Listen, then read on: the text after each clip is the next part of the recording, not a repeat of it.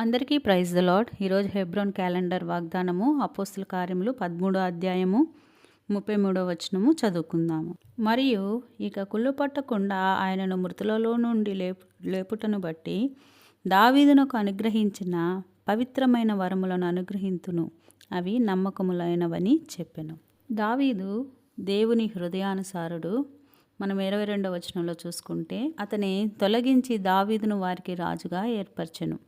తర్వాత దావీదును కనుగొంటిని, ఇష్టానుసారుడైన మనుష్యుడు, అతడు నా ఉద్దేశములన్నిటినీ నెరవేర్చునని దేవుడే సాక్ష్యం ఇచ్చెను. దేవుని గణపరచిన విధానాన్ని బట్టి దేవుడు అతన్ని గణపరిచి హెచ్చించినట్లు అతని హృదయాంతరంగంలో ఎరిగిన దేవుడుగా ఉన్నాడన్నమాట.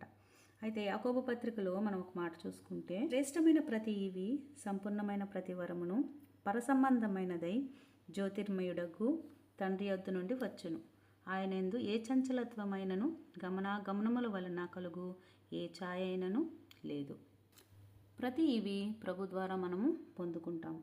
అది ఎలా ఉంటుందంటే సంపూర్ణమైనదిగా ఉంటుంది. ఆయనలో ఏ చంచలత్వం కానీ, ఏ మచ్చైనా కానీ, ఏ ఛాయ అయినా కానీ లేదు. అయితే మనం ఇంకొక మాట చూసుకుంటే, నిష్కలంకమైన భక్తి దావీదు కలిగినట్లు మనం చూస్తున్నాం.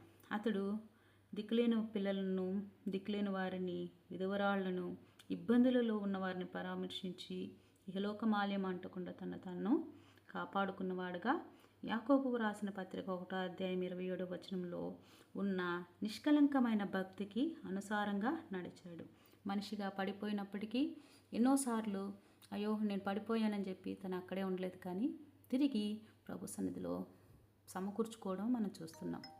ఆ రీతిగా మనం కూడా మన వ్యక్తిగత జీవితాల్లో ఎన్నోసార్లు పడిపోయినప్పటికీ తిరిగి ప్రభు సన్నిధిలో సమకూర్చుకోవచ్చు. మనుషులైతే మనల్ని త్రోసేస్తారు, కానీ మనము పేతురు రాసిన పత్రిక 2వ అధ్యాయము 4వ వచనము చూసుకోవచ్చు.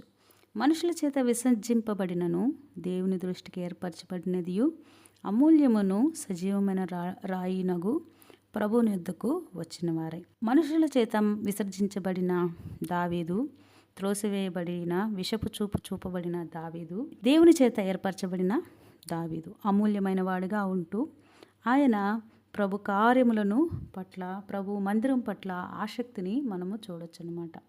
కాబట్టి మనం కూడా ఈ సమయంలో మనం జ్ఞాపకం చేసుకుందాము.